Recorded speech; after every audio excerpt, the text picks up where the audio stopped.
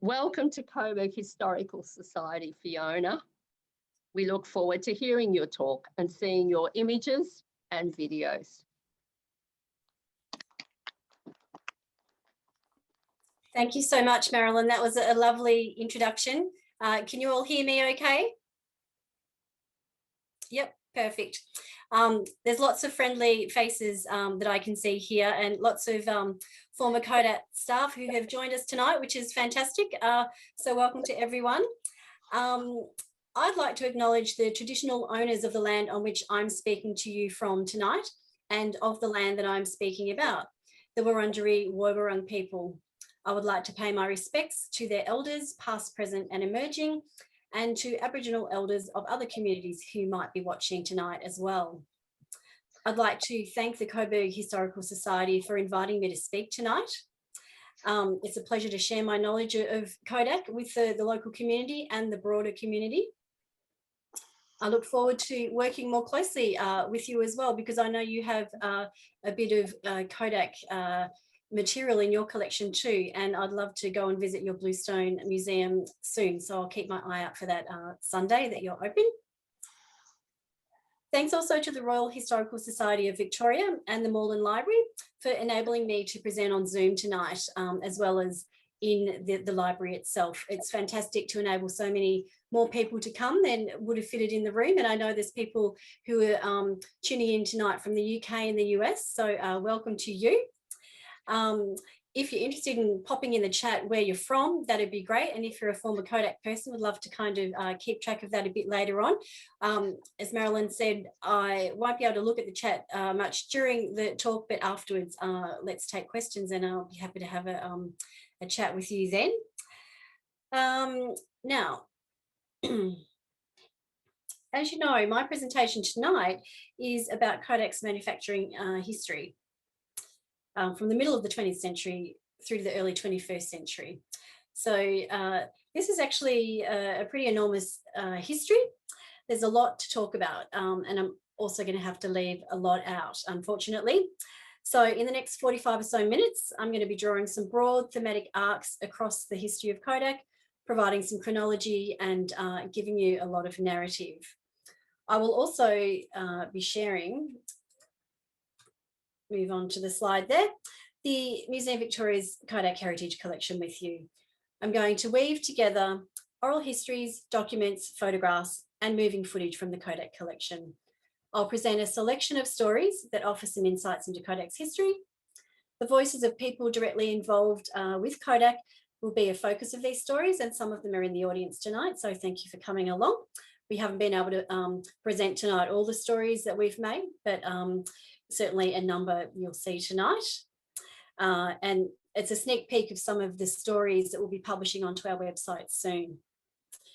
So it's not just former staff though, there's also some other people who have been involved with the Kodak site in the past that we have spoken to.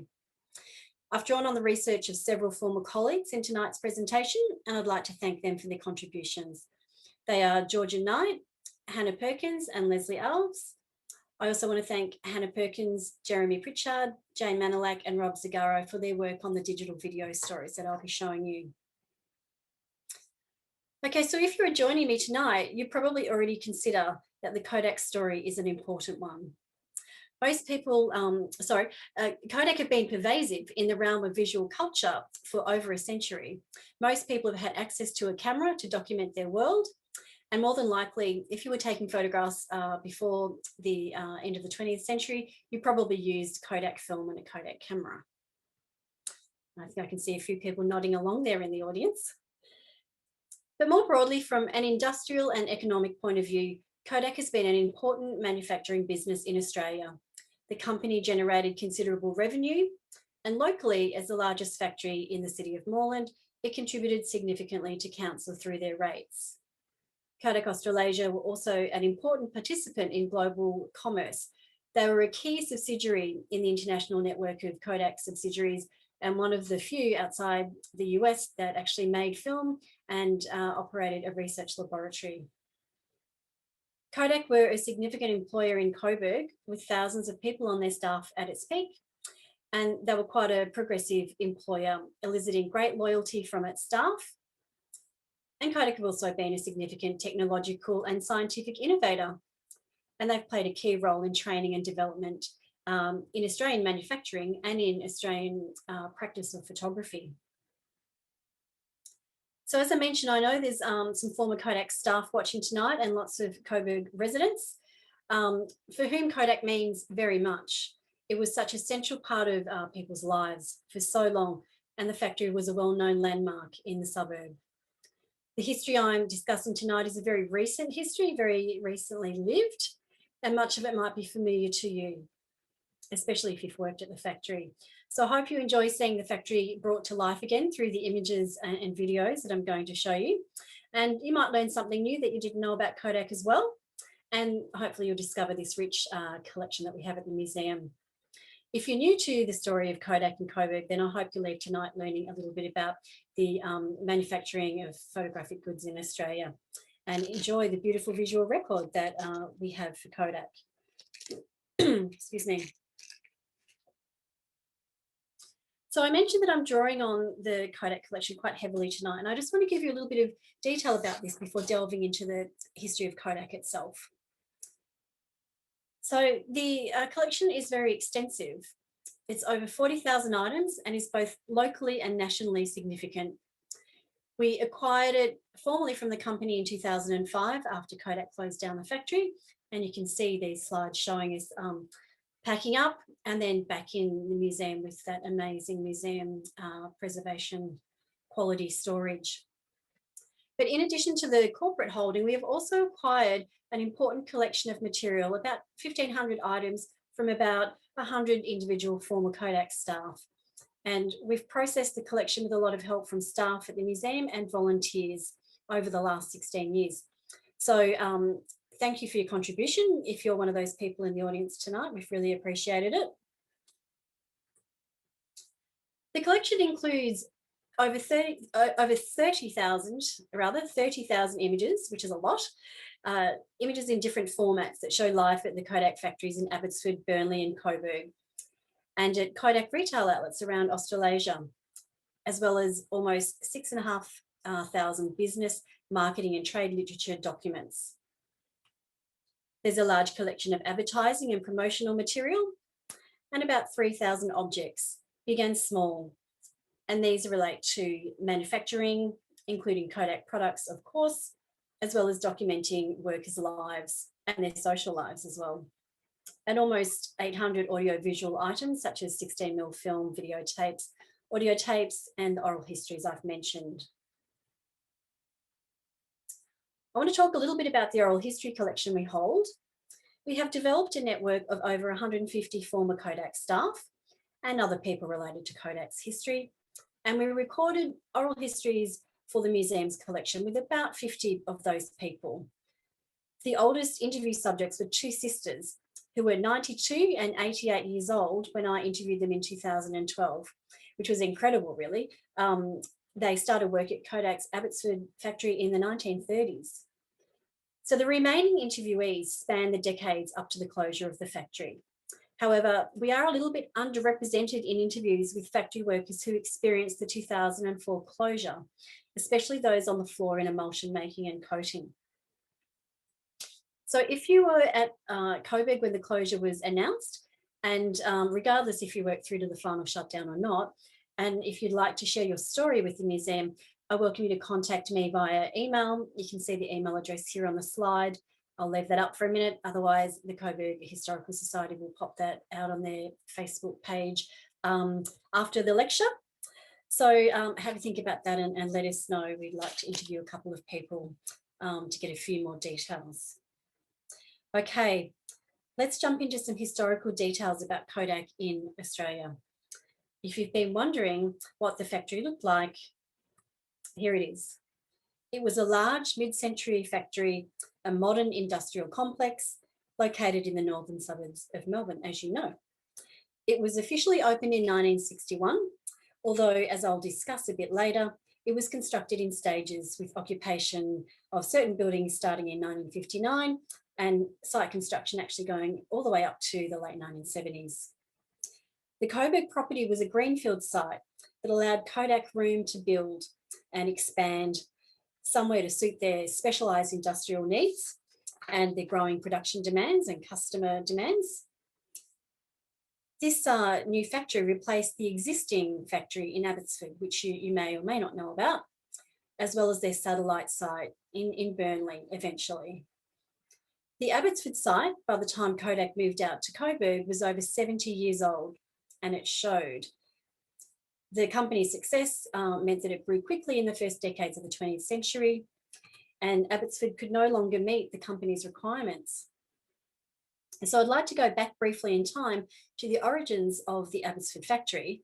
This will just place the Coburg factory in a little bit more historical context for you, so you know how it came to be. So Kodak was formally established in Australia in August 1908, when the American company Eastman Kodak merged with an Australian company named Baker and Rouse, as you can see on this image. Baker and Rouse was a highly successful photographic manufacturing company based in Abbotsford, and it had its roots in a company created by Thomas Baker, who was one of Australia's pioneers in the photographic manufacturing industry. A trained chemist and a former medical student, Baker experimented with making photographic dry plates in the early 1880s, and then in 1884 established the Austral Plate Company to commercially manufacture these glass plates. For those not familiar with them, photographic glass plates were thin rectangles of glass coated with sensitized photographic emulsion, which you put in your camera to take negatives. They were widely used by photographers before the invention of roll film. And in fact, because of their amazing clarity and resolution, they were used up to the mid-20th century by many professional photographers. So you might understand it as a rigid and potentially breakable, equivalent to the roll film, the plastic flexible roll film that we probably know well. So Baker's business was a true cottage industry for the first few years. He made dry plates and experimented in the cellar of his home, Yarra Grange, which was a former grazing property of about 7 acres on the banks of the Yarra River in Abbotsford. And according to Kodak legend, with the aid of his wife Alice and her sister Eleanor, they would make glass plates at night and sell them during the day. By 1886, the business had outgrown Baker's home. He consequently built a small factory adjacent to his house, and you can see that on the slide. The first dedicated industrial building was the Austral Laboratory, operational in 1886. So not long after this, in about 1890, Baker partnered with John Joseph Rouse, also known as JJ Rouse, and it was their new business that became the dominant company in the Australian photographic manufacturing and retail industry. And as I mentioned before, in 1908, that business became Australian Kodak, later Kodak Australasia, with Mr. Baker and Mr. Rouse still in charge of the company. After becoming a Kodak property in 1908, new buildings and manufacturing equipment were continuously added to the site, and over time, the Kodak factory at Abbotsford transformed from a room in Thomas Baker's home into a complex industrial factory site, with the original Yarra Grange house literally surrounded by 25 factory buildings by the 1930s. So his small but pioneering company had evolved into a prosperous outpost of Kodak. And the factory in Abbotsford that Kodak swapped for its brand new Coburg complex in the 1950s was not just an unrelated industrial site that Kodak Australasia had grown out of. It was, in fact, one of the birthplaces of the Australian photographic manufacturing industry. Nonetheless, despite its significance, it was well and truly outdated by the mid-20th century. And as early as 1918, Baker had foreseen this problem, and he'd actually bought land for a new factory, about 118 acres that had been a former golf course in Studley Park, Kew, upstream from the existing Abbotsford site. He apparently paid £15,000 for the land, but in the 1920s, he sold it to developers, his dream for a new factory unrealised. Excuse me. The hill was too hilly for his factory, and it was rezoned to residential. And I'd just like to say thank you to Tony Michael for these images, by the way. By the 1940s, the need for space had become critical, as you can see in this slide.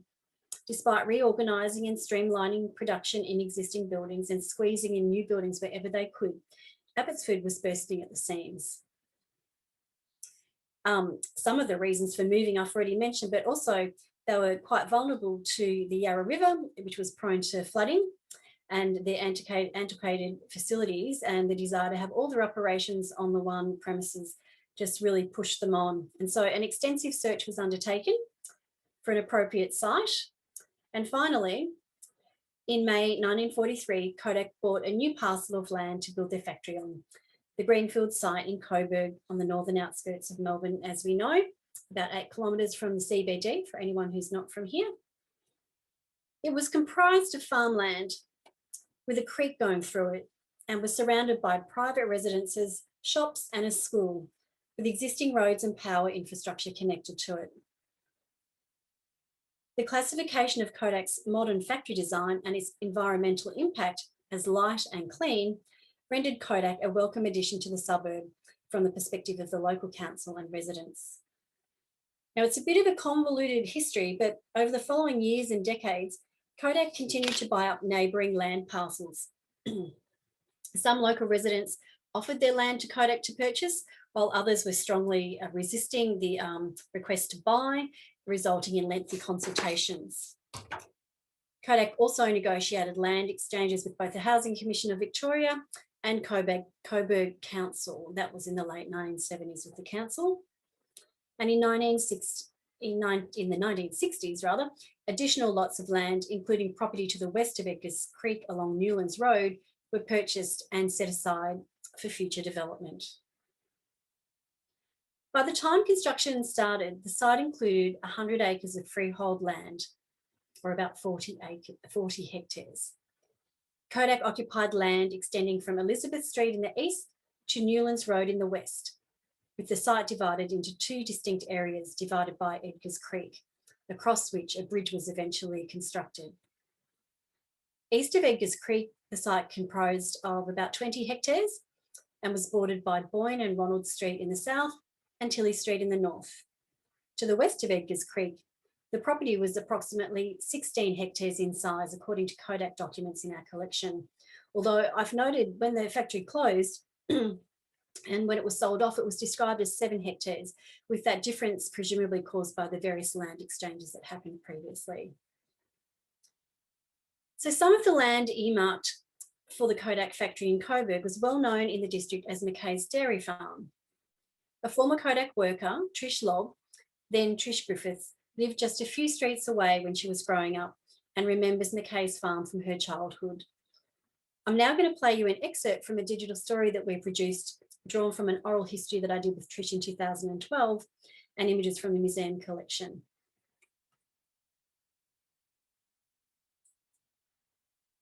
My mother and father had 4 children. The 4 of us were raised in East Coburg. My dad loved to grow vegetables, and he would send my older brother and myself out with the old baby pram and a shovel, and we had to walk around to Mackay's dairy spot, which was later Kodak's place, and gather all the cow manure for his garden. That was my first introduction to the Kodak site.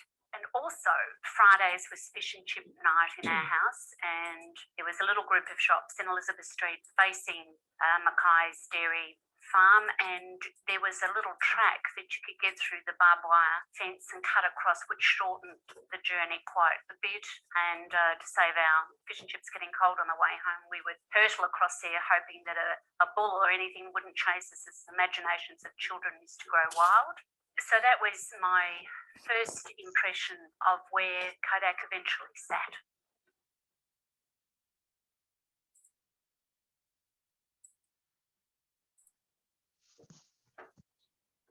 The Mackay property had been run as a dairy farm since about 1887, when it was purchased by Scottish immigrant John Mackay around the time that he was married. Originally named Hillcroft Farm, the 36 or so acre property faced Newlands Road, as you can see in this image. And further acreage was added over the years to expand the holdings.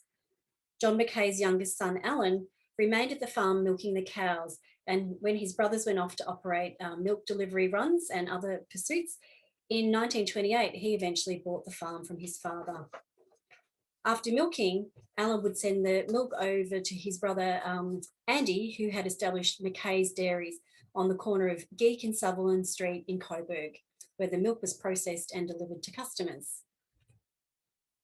The farm that Alan ran included the original acreage that his father John had purchased, as well as other land that Alan had bought near the family farm, including, according to the Mackay family, the land that the Coburg Drive-In now stands on. So the Mackay family recall that the dairy farm at this time also used land for grazing that was leased from a neighbouring property owner. And I believe that this is the land that Trish and other locals referred to as Mackay's farm, close to Elizabeth Street.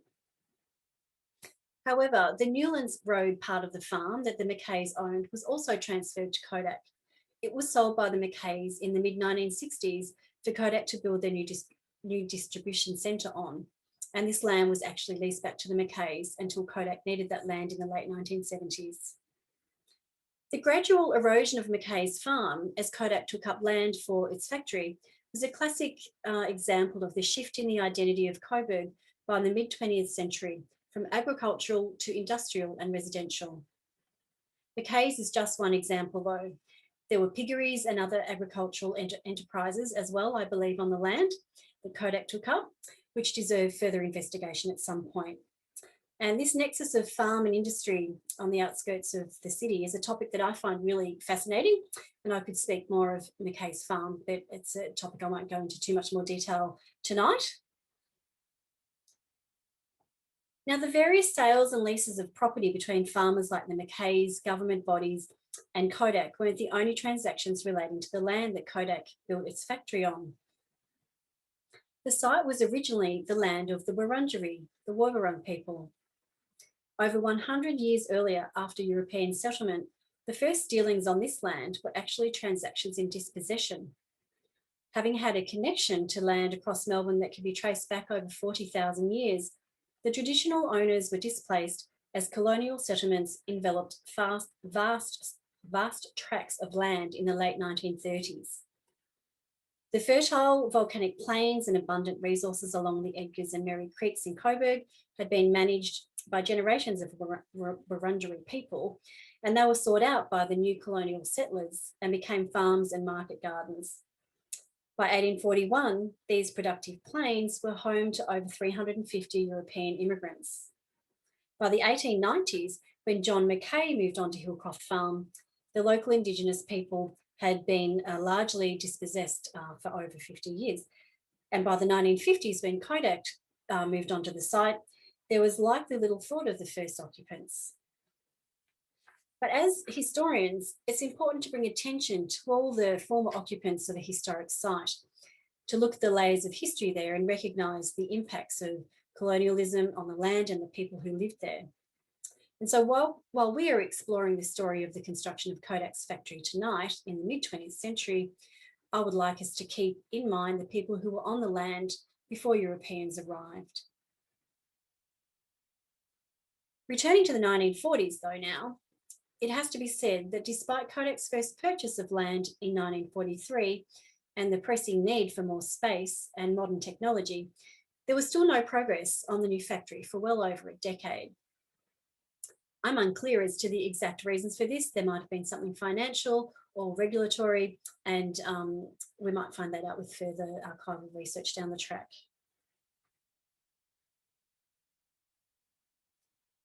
In 1950, with the challenge of meeting production demands and better accommodating the over 650 workers now on site at Abbotsford, the old Barnes honey factory in Burnley was purchased as an interim measure. It was to try and solve the space issue.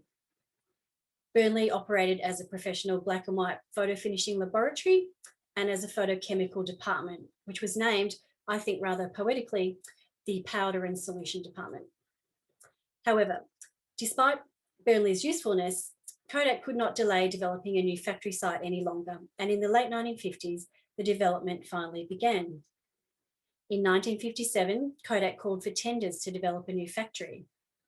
The chief engineer at Kodak, Stuart Sanderson, was placed in charge of delivering the new factory, and noted architect Harry Norris was appointed to design it. Lewis Construction won the tender to build it. The design was apparently modelled off Eastman Kodak plans designed to suit a North American climate, but modified for Australian conditions. Later that year, the first earthworks on the site began and construction progressed fairly rapidly. Trish Lobb, who we heard from before, the former Kodak staffer who grew up a few streets away, recalls the excavation and building of Kodak's new factory. And I'm just going to play another quick grab from an interview with her.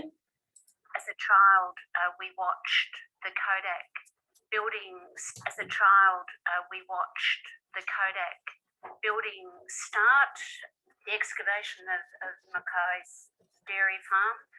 Was fascinating as children, and the subsequent flea plague that haunted my mother day and night, that we got with the dust and everything, with the north winds that blew in.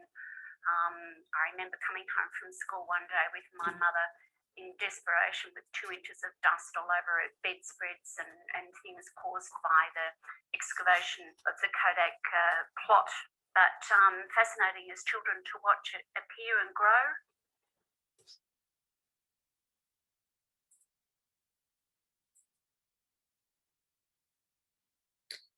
So as mentioned, the factory complex was delivered in stages over decades, although the original timeline was supposedly 7 years. Departments transferred from Abbotsford when their new facilities became ready at Coburg, with the challenge of simultaneously maintaining supply of products and services. It's worth noting that the glass plate making department at Abbotsford did not transfer to Coburg, marking the end of an era that had started with Thomas Baker's special rapid plates in 1884. Managing Director Edgar Rouse, who had steered the company through its exciting expansion into Coburg, also did not make the transition to Coburg.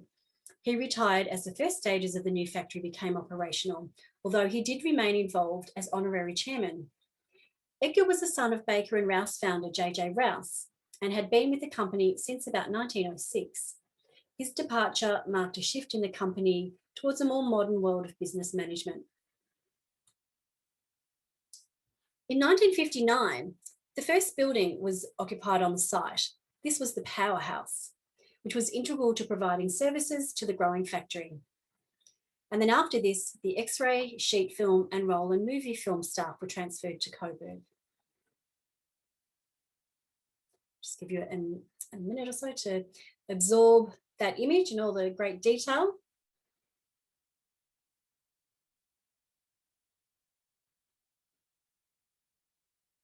In 1960, the first stage of the factory construction was completed, with the emulsion and coating track commissioned for operations and paper finishing also completed. And you can see some of those areas in the images here on the screen. And of course, because these operations would normally have been undertaken in the dark, but for the purpose of photography, the lights are on. Building 9, which was the amenities building with the canteen, was also in use at this time. And some of you will no doubt remember eating your lunch there at the canteen. And I know when we were packing up, packing up the collection after the factory had closed, I also ate in the canteen and spent some time there myself. Okay, so the first part of the manufacturing complex was officially opened in 1961 by none other than the then Australian Prime Minister, the Honourable, and then later the Sir, Robert Menzies, highlighting just what an important role Kodak had in Australia's manufacturing industry at this time. The official opening was hosted in the amenities building, taking advantage of the staff canteen and theatrette. Some of the invitees to the opening were the headmasters of the Newland State School and Coburg Technical School, the Coburg City Council, and various council staff, such as the Coburg Town Clerk, Building Surveyor, City Engineer, Clerk of Works, and so on. The Governor of Pentridge was also invited. Media attended, and selected Kodak staff gave tours to guests, as you can see here. The factory site was by no means complete yet, though, and the second stage commenced in the early 1960s. In 1962, the Transport Services Building and the Camera Reels and Sundries Building were completed. and the boiler hall and chimney stack were added to the powerhouse.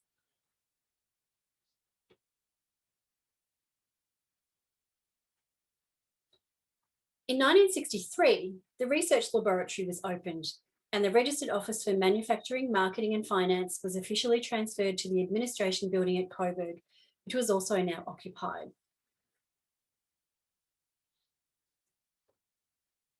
You might even spot yourself in some of these photos. You'll have to let me know later.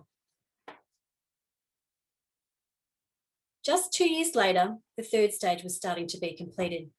The colour print and processing building was operational in 1965, while in the following year, 1966, the medical and personnel building and the silver recovery buildings were ready and operational. So now the entire factory was operational at Coburg. In this same year, 1966, the Abbotsford property was vacated and put on the market, and it was sold in January 1967. Before its sale, some symbolic elements of the Abbotsford factory were transferred to Coburg. According to former staff that I've spoken to, a retaining wall was constructed of bluestone from the former home of Thomas Baker at Abbotsford. This was built near Building 20, the colour print and processing department I just mentioned. The landscaping also included an oak tree planted in 1961, grown from an acorn taken from the original Abbotsford site. Now, I'd like to play you a short film now of the Coburg factory from 1965. We've edited this excerpt from a longer sequence that is in our collection. Our producer put some jazzy music onto it, so feel free to mute that if you want to, or you can just groove along for a couple of minutes.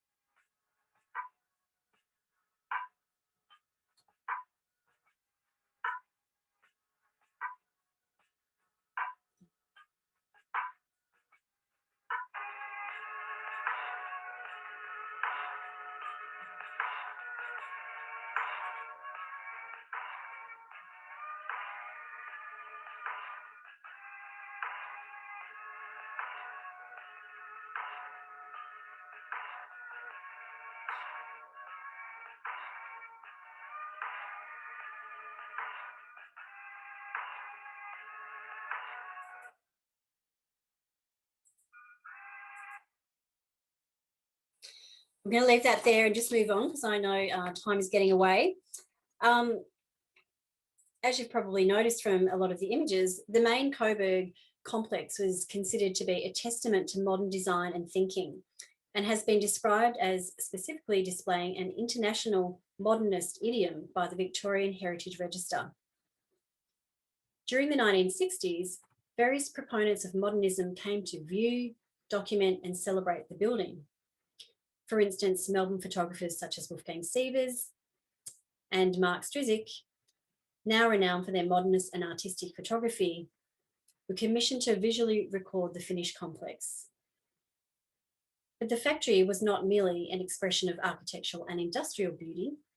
It was also at the cutting edge of manufacturing technology and engineering, and a testimony to the many Kodak specialist staff involved in the design and operation of the plant. And while most of the factory's production, office and amenity buildings were completed during the 1960s with this beautiful modern design, the development of the Kodak site continued right up to the end of the 1970s, with some significant modifications occurring up to the 1990s to improve production efficiencies. So there were really decades of development and building at the site. It wasn't until 1973 that Powder and Solutions Department, now known as the Photochemical Department, came across from Burnley to Building 16 at Coburg. The distribution centre was the last major structure in the complex to be built, and it was opened in 1979 by the Victorian Governor, Sir Henry Winnicky. Known as the Kenneth Allen Distribution Centre, after a managing director who sadly passed away while he was incumbent in the role, the building was located to the west of Edgar's Creek and bound by Newlands Road. Its construction was delayed due to years of lengthy consultations with council. But here I want to return to the story of the Mackay's farm again briefly, because as mentioned, the distribution centre was built on the Mackay farmland. You can see the Mackay farmhouse, where I've got the arrow pointing with the outline of the distribution centre almost completely encompassing it. With their sale and leaseback arrangement, the Mackay family farm had maintained a presence around the Kodak site for several decades after Kodak originally arrived. And Alan Mackay had been hanging on to his livelihood, albeit somewhat tenuously. However, by the mid-1960s, his farm had been encroached upon by both housing and industry. You can see the factory in the background there. And here is another view. You can see in this photograph on the right, which was taken from the Mackay's cow shed, just how close the main factory buildings were to the remaining part of the Mackay farm. Although you have to remember there is a gully in between there, which sort of compresses the space. Now, the factory was so close that sometimes the factory and the farmer crossed paths in their work. Here is Alan on horseback with Kodak research scientist Dr. Jerry Johnston, later to be managing director actually, taking daylight sensitometric measurements outside the Kodak factory. But in August 1977, Alan Mackay received a letter notifying him that Kodak wished to terminate his lease as of 30th of December 1977, in order to commence building works on the property. So his family had 3 months to help Alan vacate the property. Catherine, one of Alan's granddaughters, who we've interviewed, recalled that in 1977 she was 7 years old and she helped to clear the farm's outbuildings, including those cow sheds and haystacks, and watched her father John send their cows off to a new property before the construction of the distribution centre began. So this really marked the end to the agricultural character of the suburb and represented a considerable loss to the people involved, such as the Mackays. However, Kodak and its new factory looked optimistically to the future. With its shiny new custom-built factory, Coburg was a world away from the crowded maze of buildings and outdated equipment at Abbotsford. I'm just going to play you a short clip of Brian Phillipson, who was interviewed by Leslie Alves in 2013. Just got a snippet here of him commenting on the state-of-the-art production facility. They had a system, because the track was state-of-the-art, real modern. Everything was made of stainless steel. And when you went into the coating room, you was all dressed in white, you had overshoes, you went through a man cleaner, like putting you through a vacuum cleaner. It was that clean, it was unbelievable. The floors were spotless, everything was spotless. They had a So as Brian mentioned, Coburg was all stainless steel and the equipment was sophisticated. Abbotsford was wooden benches, ceramic and glass bottles, and sometimes highly manual labour. And I'd be interested to know from some of the staff actually what they felt about that change. I have spoken to some of the staff and you'll be hearing from them soon too. So with its 21 buildings, Kodak now had the capacity to employ thousands of staff. By the early 1970s, there was around 2,500 staff at Coburg, many of whom lived locally. They weren't just in manufacturing though, as you can see in this image. They worked in a wide range of areas, from canteen cooks to research scientists, secretaries, gardeners, cleaners, film processing staff, and design engineers. Some of these thousands of staff included those who had started at Abbotsford and moved across to Coburg. And two of those were Michael and Lucy Kydex, who as European migrants were part of a post-World War II cohort of migrants working at Kodak. And I'd like to play an edited excerpt now from an oral history that my former colleague Leslie Alves recorded with them in 2013, where they talk about their working lives at Kodak. Now this one goes for about 5 minutes, and we'll see how we go for time. I was born in Athens, Greece in 1946. We arrived in Australia April 1964. It was very hard. Beginning was very hard as my father was the only English-speaking person in the family. I had graduated matriculated from the Greek high school in Athens, hoping to continue my studies in Australia at the time. Mechanical engineering, that's what I was ready for, I thought. But of course, without the English language, it wasn't going to happen very quickly. But things didn't turn out quite the way we wanted, and I had to find work. Shortly, a few months later, I joined Kodak. But the only job I could get to, because of my lack of language skills, was as a storeman at the Kodak factory in then Abbotsford. And our job was to basically replenish the stocks. So it was continuous movement of chemicals into different areas, like the lab. A lot of chemicals were to go there, like caustic soda and hypochlorites and things, and and all those things are very smelly, particularly in summer. Quite an eye-opener, quite an experience. Quite unsafe, as I thought at the time. It was a very old building with dilapidated corridors, etc. And we managed, but it was just hard work. It was a highly industrious area. We're surrounded by all different factories, and we had the brewery on one side, Abbott's Brewery, and we had Phoenix Biscuits on the other side. So it depends which way the wind was blowing. Either you make yourself very hungry when the biscuits were coming over, or all the hops brewing on the other side, which wasn't very pleasant. So we're always hoping that it was a southern wind. In those days in Abbotsford, there was no air conditioning or good ventilation. But when we moved across to Coburg, things changed because it was so absolutely meticulous with the operations. I was born in Italy in 1948, and I came out to Australia when I was 6 years old and lived in Abbotsford, not too far from the Kodak plant at the time. I didn't particularly choose Kodak, that just happens to be where I managed to get a job. I worked in customer service when I went to Kodak the first time, specifically mail order. In those days, people from remote areas used to send their films in and negatives and so on with a request to have them printed. I don't think they came from New Zealand because I think New Zealand had their own plant, but we got them from Solomon Islands and Papua New Guinea and places like that. I was also the tea girl. I was the youngest in the office at the time, and somehow that was my job. I used to have to go out and get the morning tea for the bosses and bring it in. So I learned how to make a cup of tea. Probably about the middle of 65 I left because I were going to Coburg and it was further from home, and I found a job closer to home and worked in the city for a little while. We shifted to the ultra-modern factory in Coburg, and we moved to then building 20 in Kodak, which handled all the processing, color print processing. And my job was basically to supply various departments with components relating to slides and filmmaking, like boxes for the 35mm film, or plastic boxes for the slides that they were very popular those days. Much later on, I pursued further studies because I tried to improve myself. But eventually I found myself working as an estimator, which was at Building 8, which was the so-called administration building. And of course, the stock planning department was a step up for me. I found myself behind the desk, which I never had done till that day.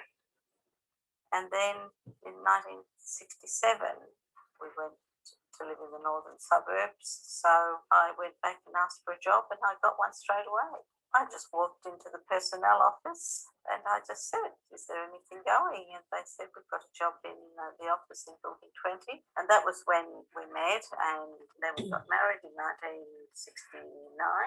They didn't mind you being married. A lot of women with very young children worked there as well. That didn't seem to matter at all. The only thing that was missing was the maternity leave. So once you got pregnant, well, you had to go, and that was it. And then I left in the middle of 1970, I left, and then I had my son was born. And then a year later, I went back and I worked in Building 8, and that was the head office. If it wasn't for Kodak, we wouldn't be here, I suppose. Yeah. Yes. A lot of fond memories.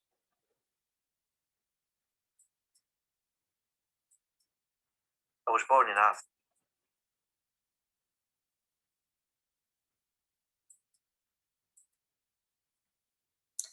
Okay, I'm going to skip forward for a minute, and I might come back to that other video towards the end if we have time. So there were lots of new staff with no experience in the photographic industry, as well as those who'd come over from Abbotsford. And I do have a story there, but I hope to come back and play that for you shortly. I wanted to tell you that the factory, as you all probably know if you were staff there, it was at its peak really in the 1970s with a very busy production schedule. The staff shared in the company's success through a wage-based bonus system. Yet in 1976, a product rationalisation program was held. And by the 1980s and 1990s, there were further reductions in the products that Coburg made and ongoing job losses. In the early 1980s at Coburg, the coding track that made photographic emulsion and coded it went 24 hours a day, 7 days a week. And one former emulsion worker, Brian, told me that in this period, and I'm quoting him, they couldn't make enough of it. When he first started at Kodak, there were 3 shifts per day, each 8 hours long. But by the mid-1980s, as global economic pressures started to make an impact, this changed to 2 shifts a day that were 12 hours long. A lot of staff lost their jobs, and those who remained had to share the night shift, and so staff were rotated. So this was quite hard for many staff. And in an attempt for the company to be more cost effective in the world market, in 1983, Kodak undertook a quality program, which some of you might remember. And in 1988, Kodak won the inaugural Australian Quality Award. Yet despite this achievement, in 1989, the very next year, there was a new global manufacturing restructure that resulted in redundancies in manufacturing. And the American parent company, Eastman Kodak, actually proposed to close Coburg then. And after some tough negotiating and a multi-million-dollar bounty provided by the Australian government, Kodak delayed closing and successfully lifted its operational efficiencies. It repaid that debt to the government in full, growing its export markets and winning another Australian Quality Award in 1992. However, this still wasn't enough. As digital imaging transformed the world of photography in the 1990s, it caused a huge decline in the demand for film. Output shrank, profits dried up, and mass redundancies took place. And by the early 2000s, there was only about 600 staff left and just 1 or 2 photographic products coming off the local production lines. I'm sure that when Coburg opened in 1961, in an era of optimism and economic success for Kodak, it was unimaginable that this modern new factory would ever close down. However, in 2004, with the world now firmly in the midst of a digital imaging revolution, Kodak was very film reliant, and the business finally came to an end. It was announced in November 2004 that the Coburg factory would close, and with great sadness, staff undertook the last ever film production run. And after this, most of the workforce was out of a job. While Australia closed, there were also other manufacturing subsidiaries around the world, such as Canada, that closed as well or downscaled, and a dramatic repositioning of the company has occurred across the globe. Many people, including former staff and locals, have mourned the loss of the Coburg factory. And indeed, some long-time former staff have told me that they stood at the fences surrounding the now demolished factory and wept. It was the same when Abbotsford closed down and sold off in the mid-1960s. The staff back then, in particular the old hands, were very sad to lose that site too. Just going to quickly play you a very short I clip. had a lot of memories at Kodak, and I suppose anyone who worked there would have felt a bit sad about it, I guess. Yeah. Kodak, I mean, a big name like Kodak and they're not no more. Just doesn't seem real. Just doesn't seem real.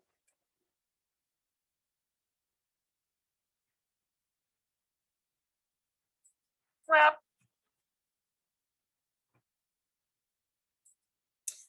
Okay, so Kodak Australasia has survived, but it's a much smaller entity and it functions largely as an import and distribution subsidiary of Eastman Kodak, but it does continue to be based in Melbourne.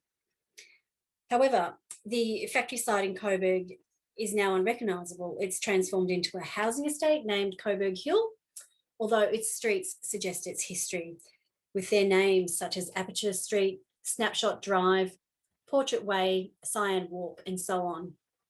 There are no original buildings remaining, although there was an ill-fated attempt to retain this beautifully modernist building 8, the admin building, which unfortunately was left sitting before the site was developed, and it was vandalised and had to be demolished in 2010.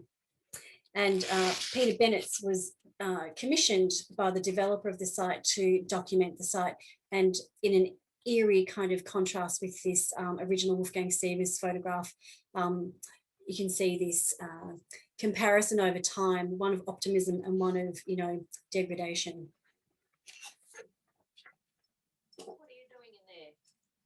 This next aerial image. What are you up to? Were you up to no good in there? Are you up to no good? Someone's talking there in the background. Hello.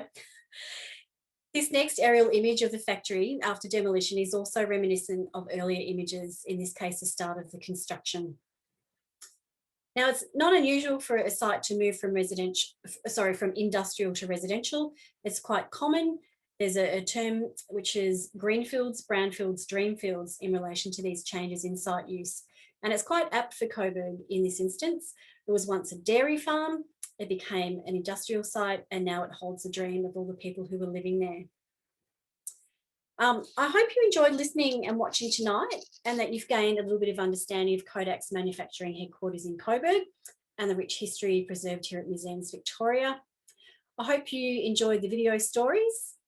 I don't know if Marilyn's there.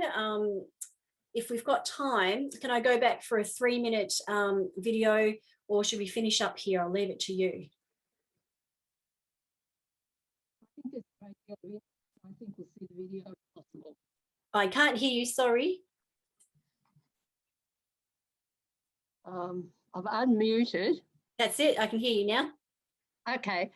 If possible, can we see the video? I think people are really interested. Okay, well, I'll go back and we'll have a look at that video, and then I've got a final slide that I'll show you as well, but I'm just going to go back. Let me do this.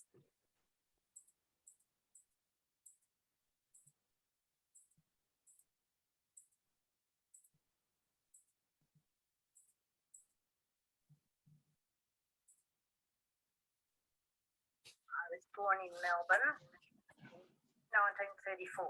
I had 2 children. I married and went to live at East Coburg, Tilly Street, and I was looking for a part-time job. And someone said there was vacancy in the canteen, and I went to work there, clearing the tables, taking the dirty dishes out to the washroom, doing all that. We did morning tea. Teams of 2 women would go over to Building 8, to the tea room there, and make morning tea and coffee, put them on a trolley and gave them out to the different people working on each floor. I increased the hours, and I worked on the the hot meals, giving those out at lunchtime, and then I went to the milk bar through the lunch rush. I transferred to the photo shop, being always interested in photography since I was young. I wanted to get into the photo shop. When I was in the photo shop at Moomba, when the big procession was on, we had a caravan. So there were people coming up all the time they wanted to buy a new film, or, you know, something went wrong with their camera. Or I could never get my holidays at Christmas. So I went to the personnel office and said, have you got any other jobs where I can get my holidays at Christmas? And they said, only full time. Can you work in an office? And I said, oh yes. And they offered me a position in building 15, camera reels and sundries, working and full time there in the office typing. Mostly women in the camera assembly. It was mixed out in the moulding, all men in the tool room. Mixed in the office. We had uniforms at every building, and you always knew from a distance what building any person belonged to. But they changed them at various times, because in the photo shop we went from a dusty blue to the pink, corally pink colour. Good firm to work for, and I did enjoy being there. Go in cycles, you have to move on to another part of life.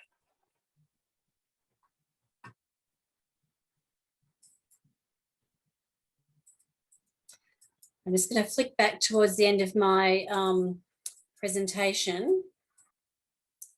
That's Coburg Hill, as many of you will know, walking around your local area. These are not necessarily current photographs, but will give people a bit of an idea.